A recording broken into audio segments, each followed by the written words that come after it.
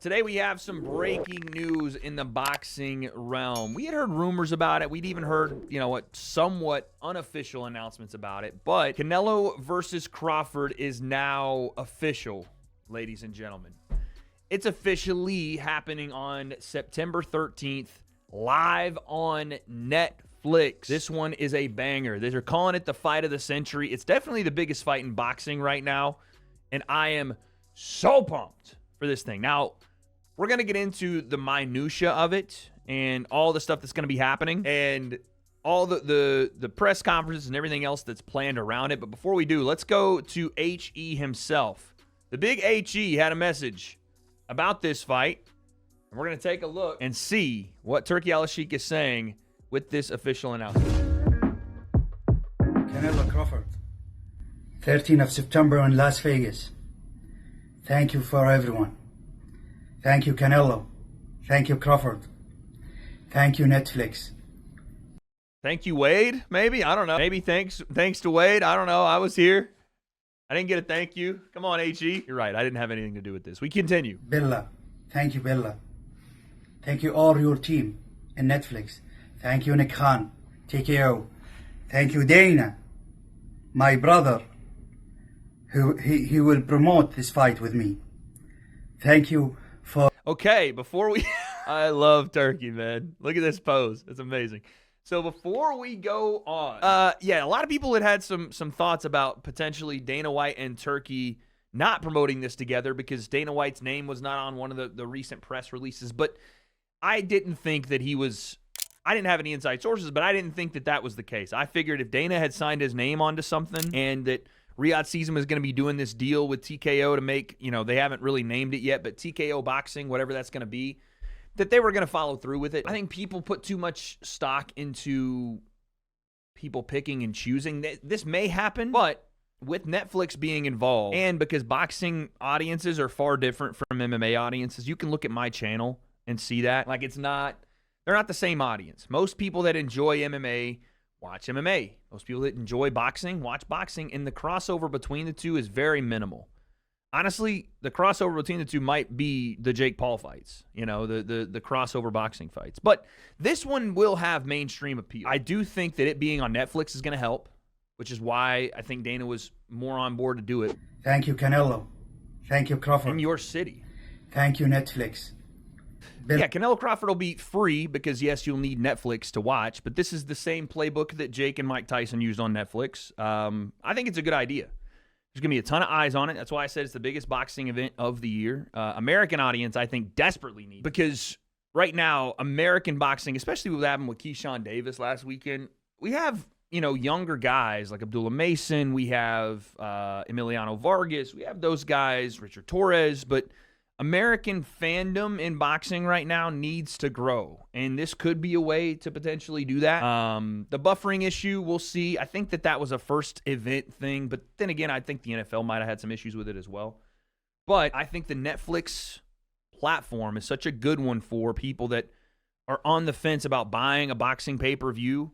And let's be honest, for years, boxing cards have been astronomically priced for pay-per-view. The UFC does it too now, but there are some of those fights that just aren't worth pay-per-view. Like, they're not worth the amount of money charged. And I'm not singling out any fight or fight promoter, but it's just in general, sometimes they are way too overpriced here, and in other countries, it's a lot cheaper. So for this is a big deal for American audiences who are used to paying $50, $60, $70 to watch a fight, to now get that fight for, whatever it is, your Netflix subscription, $10, $15 a month. But you're not paying anything on top of that. Essentially, after that, it's free. This is a massive deal. The Ring Magazine. Thank you, Wade. Thank you for everyone. This is the biggest fight in boxing and in history in the last 10 years and maybe more. Thank you, Shepherd, from the team of Canelo. Thank you. Is this the biggest boxing fight in the last 10 years? I mean, the numbers they're going to get on Netflix are going to be huge. If they surpass Jake and Mike, that would be insane. I don't know, though. I don't know that they're going to get there, but what they can do is surpass pretty much every other number. When was Conor and Floyd? We're coming up right at the end of that Conor-Floyd thing. Floyd and Manny was before that. But of the last decade, this will probably be the biggest one. And the reason that you put Manny and Floyd and Conor and Floyd in there is because their numbers were behind the pay-per-view wall, right? Like, you can't really compare numbers on Netflix to the amount of numbers they drew on pay-per-view. That was crazy. But they certainly will do. I mean, I don't want to put a number out there and be wrong, but I'd be surprised if they didn't do at least like 10, 20, maybe 30 million, right? I think you could definitely get 20 to 30 million people to watch this. And this is very good opportunity for the talent in boxing. We will make the undercard, all the undercard, about talent. Because we have the biggest fight. We don't need big fight in the undercard. For that, we will give the chance for the talent. If you think you are ready to be in the undercard of Canelo Crawford, come talk with us. That's it. Me and Aaron the Plumber, undercard. Let's go, dude. Okay, so realistically, this is an interesting, like, jokes aside, this is an interesting take from Turki. He's like, we don't need to sell this fight anymore because the headliners sell it. We just want talent. Now, the question I guess I would have is, where does the intersection between talent and hype differentiate for Turki? Because he has a bunch of ring ambassadors, right? He has Moses Atalma. He has Abdullah Mason. He has Keyshawn Davis. He has a lot of these guys. Shakur Stevenson, which is, probably going to be a little bit of a tight window for Shakur, but you never know. There has to be a way to get talented guys that potentially can be stars on that card. I think Abdullah Mason should be on that card. He's super talented. I'm also a fan of Emiliano Vargas. You guys know this. That would be great. I don't know if he has something going on with the ring or not, but Moses Atalma is fighting very soon. I think in the middle of July again. Bam Rodriguez, sure. I'm down with it, but I guess what he's trying to say is we want talent to expose the talent to new boxing fans, but at the same time, the most talented people are the fighters on the rise as it is. But I don't mind prioritizing talent on the undercard because you're trying to use this card to build interest not only in the sport, but also in some of these fighters that don't have the name Canelo has.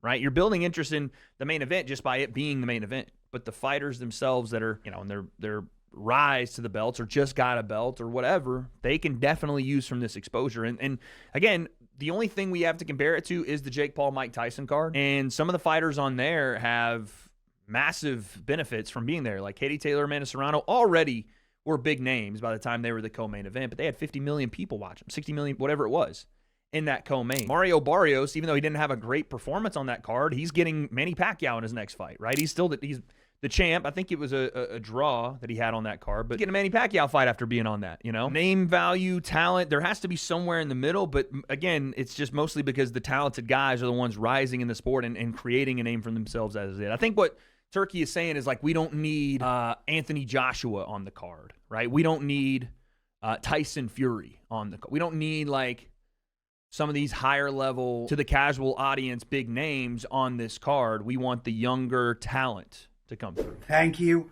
and see you in Vegas the 13th of September, inshallah.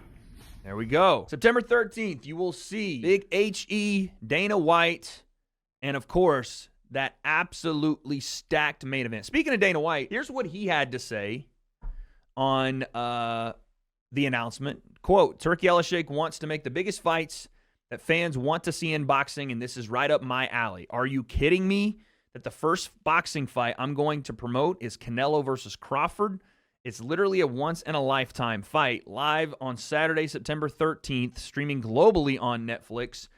Two of the greatest boxers in the sport will meet in an historic fight from Las Vegas. Now, this was originally supposed to be a Friday fight, and Netflix does do a lot of Friday events. I think it's probably because they have, American sports that they run up against on Saturdays, but this one is different. They're going to do it on a Saturday, and I have a feeling that's because of a couple of different factors. Number one being Canelo is a Saturday fighter, and he wants his fans to be able to see him, and he is the big draw of this card, let's be honest. He is the biggest draw, probably outside of, Anthony Joshua in the UK, or Anthony Joshua, Tyson Fury in the UK. He's probably the biggest draw in boxing. He's going to have some say, and I think that probably he was like, I'm not doing this Friday thing where my fans can't come out. We're doing it on Saturday. So that's Dana White's thoughts on it. I am super interested to see Dana in boxing and how that whole thing is going to go. Another big update that we got today as well from the Ring Magazine is that this will be a 3 press conference tour right at the end of June here. Essentially all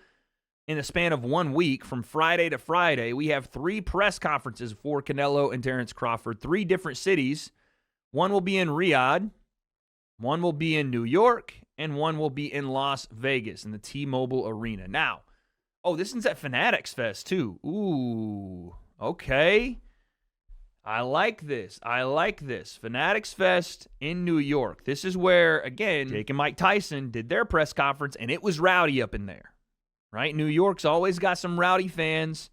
I hope that all of these, I don't know how the Riyadh one's going to go, but I hope that most of these at least are in front of fans. Not that these guys have, like, generational beef and that they're, either of them are massive talkers, but you want some juice. You want some energy for this, right? I think you want a little energy, so putting it in front of fans at Fanatics Fest, that's good.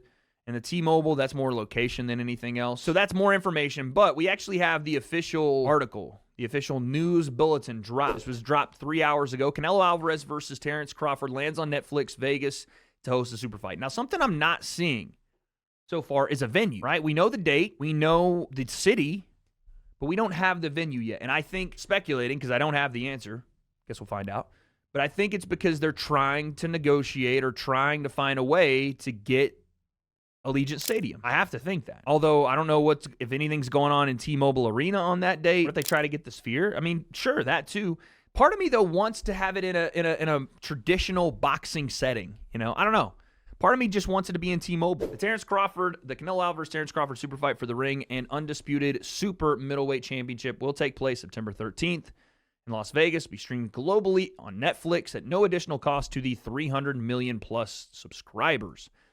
Yeah, if they hit 30 million to 60 million people watching this, that would be a massive number. Alvarez is boxing's top star. He will defend his 168-pound crown against Crawford, a fellow future Hall of Famer. Will climb 2 weight classes for the biggest challenge of his career. Again, I've talked about this. I don't think that the weight is going to be that big a difference. Maybe Terence fighting at that weight will make a difference to him personally, right? Like, it's just not going to feel the same, or it's going to be a little bit to maneuver. But Canelo is not, like, Canelo's size does not scare me if I'm a Terence Crawford fan, because I've seen both of them during fight weeks and out of fight weeks, and there isn't much of a size difference there. Terence looks maybe even like bigger frame-wise. Alvarez is the ring's number 8 pound-for-pound boxer and owns the Ring Magazine Championship at 168 pounds. This will be the Mexican icon's 10th defense of his Ring Magazine Super Middleweight Championship. Quote, "I'm super happy to be making history again, and this time on a Riyadh season card that will be broadcast on Netflix," said Alvarez, 34. Jesus, Canelo is only 2 years older than me. I have done nothing in life. My goodness. On September 13th, I am ready to show once again that I am the best pound-for-pound fighter in the world. And then we had a quote, it looks like, from Terence Crawford. He says, "My perfect record speaks for itself. I'm the best fighter in the world, and no matter the opponent or weight class, I always come out on top."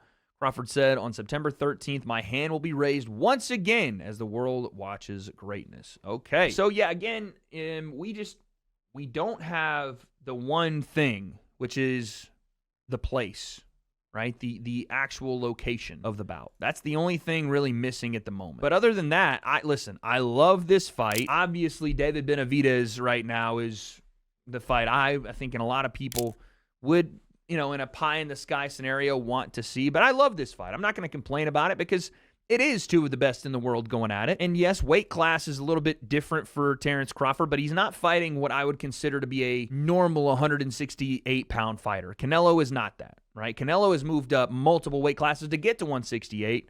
So they're really, when you look at him standing toe-to-toe here, you don't see a massive size difference for Canelo. In fact, you kind of see the opposite. But we also have something we're going to be breaking down when it comes out, a Piers Morgan Uncensored between Canelo and Bud Crawford. I hope that they get these two on ESPN as well, because Piers Morgan, that's going to do well in the UK, and the UK is a massive boxing audience. But if this card is truly to build American boxing, then you need to have it on American massive platform. ESPN, they got to get Fox Sports, something, a media tour with all of that, right? Have to. Too great in the last era. It's going to be big. What does it do to your 2 legacies? Sometimes people talk shit a lot, and when they stay in the ring, they do nothing. A win against Canelo Alvarez put me, on Mount Rushmore. Like, look at them sitting next to each other. Terence looks bigger. I don't see this massive size difference everybody's complaining about. Wade, how do you see the fight playing out? Right now, I'm leaning Terence Crawford. I'm leaning Terence Crawford right now, not just based on Canelo's last performance, but based on Canelo over the last few years, if I'm being honest. I haven't seen the Canelo of the entry into 160 that was able to be defensive while being in front of you, that was able to not just throw power punches, but his jab was there. He was able to set things up. And again, he's done that, but it's just the punchline, no pun intended, hasn't been there for Canelo. Sure, he dropped Berlanga, but he wasn't able to stop him. Dropped Munguia, wasn't able to stop him. And maybe those are, in retrospect, good wins, but I don't know. I think he's going to need a little more than just the power punching to beat Terence Crawford. Let's go on now. Oh, you guys wanted me to look at the next or the newest Terence Crawford footage. Let's take a look here because y'all are saying that he was moving slow.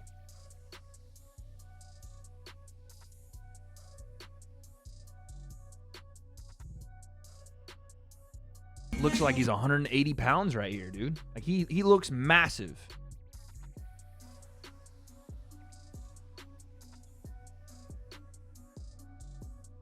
Like the feints. Hut. So is this the footage that people are saying that Terence looks slow in? I really wonder if people genuinely watch boxing or have even, participated in the least bit. He may look slow on fight night, but he's just shadow boxing. That doesn't look slow to me, and if it's slow, it's because it's deliberate. He's deliberately not moving fast. Everything is tight, hands where they need to be, feet where they need to be. This is fine. There's nothing wrong with that.